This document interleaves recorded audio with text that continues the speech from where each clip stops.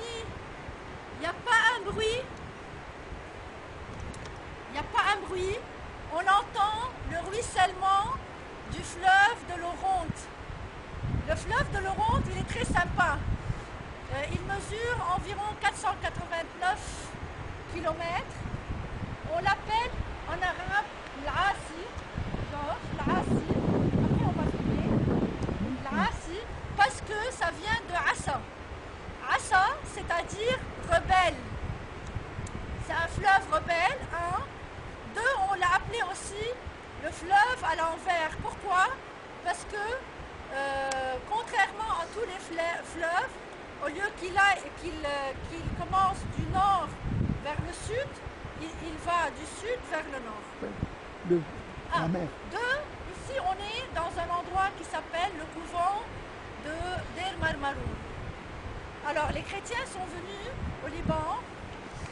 Hermel était très connu durant la période des Égyptiens avec Ramsès II, du temps des Assyriens, pour l'exploitation de la forêt et du bois de cèdre.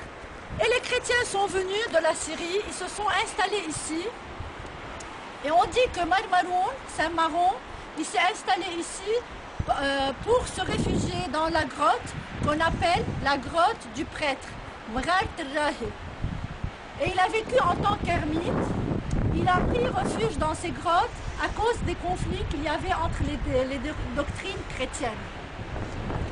Il y a plusieurs appellations pour ces grottes. Un, on les a appelées la grotte, le palais des constructeurs, à cause des ingénieurs et des constructeurs qui étaient dans les parages. Et aussi, on les a appelés le palais des filles, de Asr al-Bunat ou al-Banat, en hommage aux bonnes sœurs qui se sont réfugiées dans les grottes ici.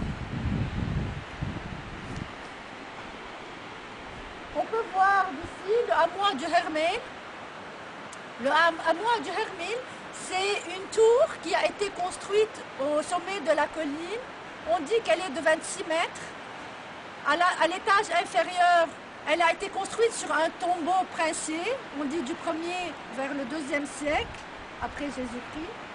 Et elle est formée de 2 étages. Un étage inférieur où il y a des scènes de chasse.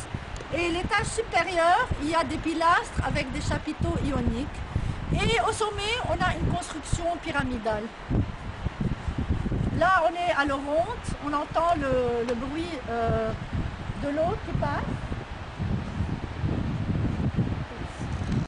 Voilà. Les amis, les mecs, ils ont peur pour moi.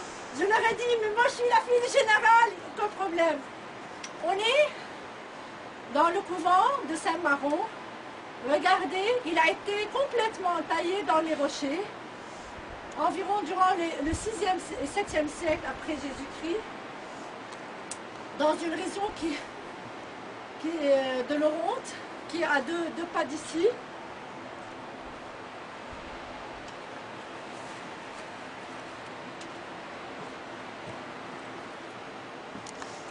Alors, j'ai envie de descendre dans le fleuve tout à l'heure.